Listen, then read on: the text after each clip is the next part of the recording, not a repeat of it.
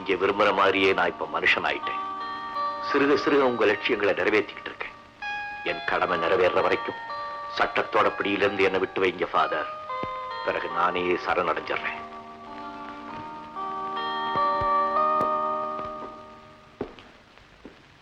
எத்தனையோ அனாதைகளுக்கு வாழ்வு கொடுத்து உருவாக்கின ஒரு உத்தமனுடைய படத்தை திறந்து வைக்கிற வாய்ப்பு எனக்கு கிடைச்சதுக்காக நான் ரொம்ப பெருமைப்படுறேன். இங்க இருக்கிற அனாத குழந்தைகள் எல்லாம் தேவனுடைய காலடியில் ஏற்றி வைக்கப்பட்ட மெழுகுவத்திகள். அவர்களை பாதுகாக்கிற டீச்சர்கள் தான் அவர்களுக்கு தாய், தந்தை, குரு, தெய்வம் எல்லாம்.